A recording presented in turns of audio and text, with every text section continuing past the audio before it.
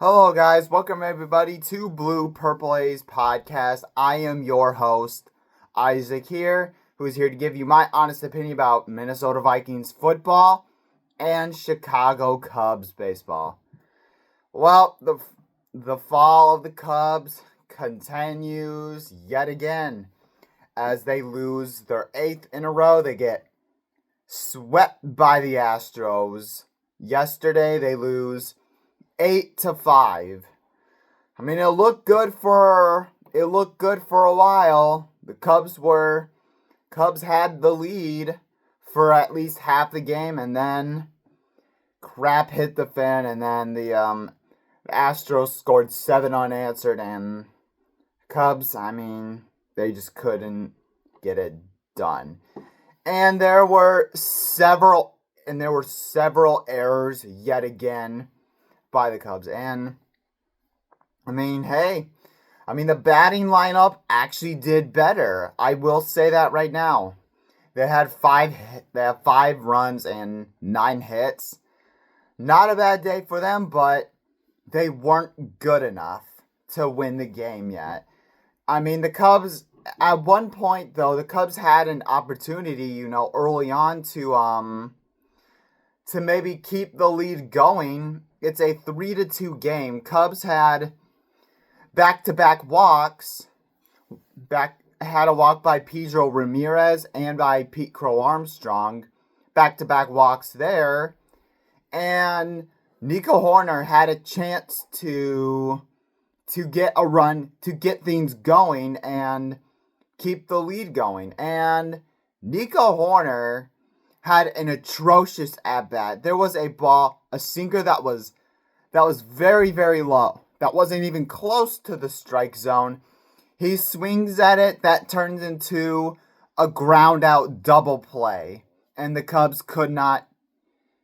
And then they couldn't get a run after that. Unacceptable. That is an unacceptable at-bat by Nico Hoerner. He has not been very good as of lately, and yet again, it's those little things like that create momentum in a game. So because of that, I mean, the Cubs fell apart after that. It felt like the Cubs couldn't really recover. I mean, a few things to be happy with is Pedro Ramirez and his major league debut, as far as he went 1 for 3, a run, a walk, and he had an RBI double for his first MLB at bat. I feel like though he deserves to start from here on out.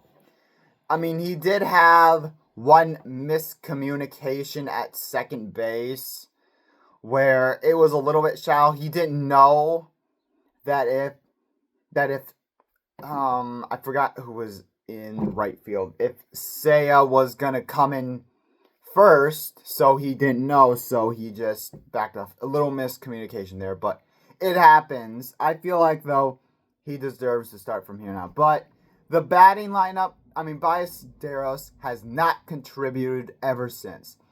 This dude is and I heard a stat from another YouTuber. This dude has 53 at-bats. He only has 3 hits. 3 for 53 is really, really bad. That is pathetic. He is in a slump. And Bregman has not come up with a big hit. Seiya Suzuki. And they did rest Ian Happ for a while, but I mean, they did rest Ian Happ another game, but he's been in a slump as of lately. So, the batting was not good enough to really win the game. 5 runs is okay. It's not decent, but they managed to get on board, but you just couldn't do it. The offense was not good enough. As far as the pitching goes, and there's a coaching that I have a big issue with, Craig Counsil.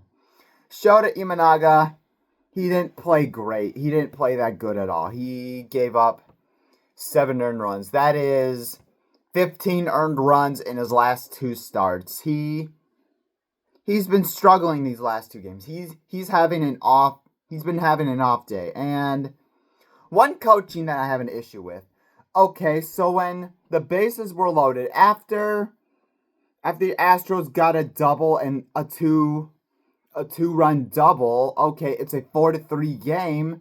It's still technically close. And Craig Counsell instead of putting in the bullpen to finish the job for him, he instead decided to keep Shota Imanaga out there after talking through with him.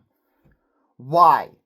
That was such terrible coaching by you, Craig Counsell. I mean, why would you do that? This is the second time in a row where you left Shota Imanaga hung out to dry. And because of that, Christian Walker hit a 3-run home run, and it was a 7-3 game. And really, though, you put the game out of reach because of that.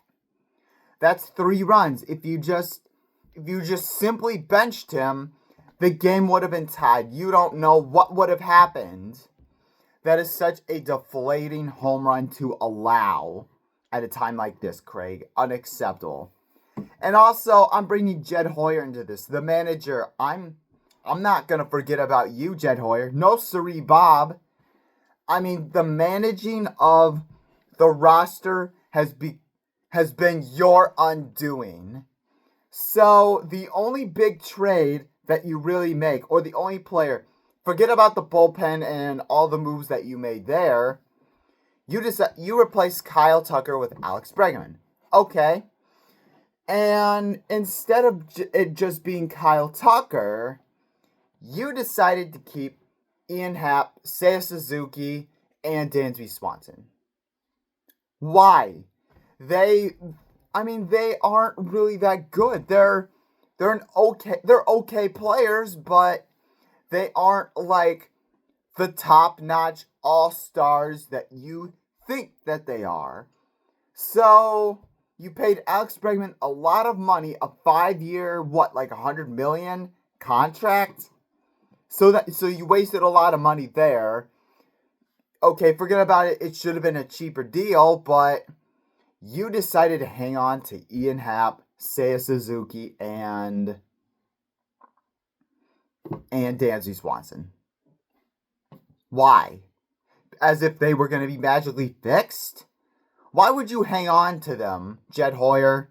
As far as you managing this team, you have not done that. And also, you decided you didn't want to go after another starting pitcher. You want to keep the same thing.